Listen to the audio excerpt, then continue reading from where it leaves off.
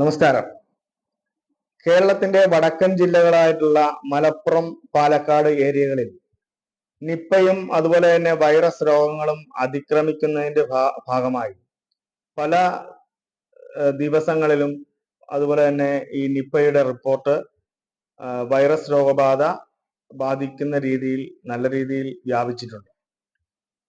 അതിന് തടയിടുന്നതിനും നല്ലൊരു virology institute വരുന്നതിനും വേണ്ടിയിട്ട് സംസ്ഥാന സർക്കാർ നേരത്തെ 1.96 കോടി രൂപ വകയിരുത്തിയിരുന്നു. അതിന്റെ ഭാഗമായി ഇപ്പോൾ മഞ്ചേരിയിലും വൈറോളജി ലാബ് സ്ഥാപിച്ചിരിക്കുകയാണ്. മഞ്ചേരി ഗവൺമെന്റ് മെഡിക്കൽ കോളേജ് ആശുപത്രിയിൽ ആധുനിക സൗകര്യങ്ങളോടെ ആണ് ഈ ബയോസേഫ്റ്റി ലെവൽ 2 വൈറോളജി ലാബ് പ്രവർത്തന സജ്ജമായിരിക്കുന്നത്. VRDL എന്നറിയപ്പെടുന്നു. നിപ്പ ബാധയേറ്റ് മരിച്ച വണ്ടൂർ നടുവത്ത് സ്വദേശിയായ യുവാവിന്റെ ബന്ധുക്കളായിട്ടുള്ള 10 പേരുടെ സ്രവ സാമ്പിളുകളാണ് പരിശോധിച്ചാണ് ലാബിന്റെ പ്രവർത്തനം ഇപ്പോൾ ആരംഭിച്ചിരിക്കുന്നത്. ഇവർ പ്രത്യേക വാർഡിൽ നിരീക്ഷണത്തിലാണ്. സാമ്പിളുകൾ മഞ്ചേരിയിൽ തന്നെ പരിശോധിക്കുന്നുണ്ട്. രോഗം നേരത്തെ കണ്ടെത്താനും മൂർച്ഛിക്കുന്നതിന് മുമ്പ് വിദഗ്ധ ചികിത്സ നൽകാനും സഹായകമായിട്ടുള്ള ലാബ് റിപ്പോർട്ടുകളാണ് ഇപ്പോൾ ഇതുകൊണ്ട് ഉദ്ദേശിക്കുന്നത്. പ്രാഥമിക പരിശോധനയിൽ വൈറസ് സാന്നിധ്യം കണ്ടെത്തിയാൽ അതിന്റെ സൂക്ഷ്മ പരിശോധനയ്ക്കായി പൂനെ വൈറോളജി ലാബിലേക്ക് അതിന്റെ സാമ്പിളുകൾ അയക്കും.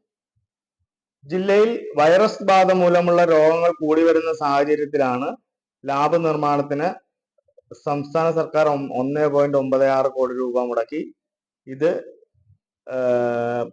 നിർമ്മാണം ആരംഭിച്ചത്. അതിന്റെ അവസാനഘട്ട നിർമ്മാണങ്ങൾ നടന്നുകൊണ്ടിരിക്കുകയാണ് ഇപ്പോൾ. അക്കാദമിക് കെട്ടിടത്തിലെ RT-PCR ലാബിനോട് ചേർന്നാണ് പുതിയ ലാബ് സജ്ജമായിരിക്കുന്നത്. ഇന്ത്യൻ കൗൺസിൽ ഓഫ് മെഡിക്കൽ റിസർച്ചിന്റെ ICMR അംഗീകാരം കൊടുത്തിട്ടുണ്ട്. പ്രത്യേക പരിശീലനം ലഭിച്ച ജീവനക്കാരും ആധുനിക ഉപകരണങ്ങളും കണ്ടെയ്ൻമെന്റ് സൗകര്യവുമാണ് ഇതിന്റെ ഒരു പ്രത്യേകത. Scientist, non medical scientist, research assistant, lab technician എന്നിവരുൾപ്പെടെ 7 ജീവനക്കാരാണ് ഇതിൽ ജോലി ചെയ്യുന്നത്. ഇപ്പോൾ നിയമിച്ചിരിക്കുന്നത് ഈ 7 പേരെയാണ്.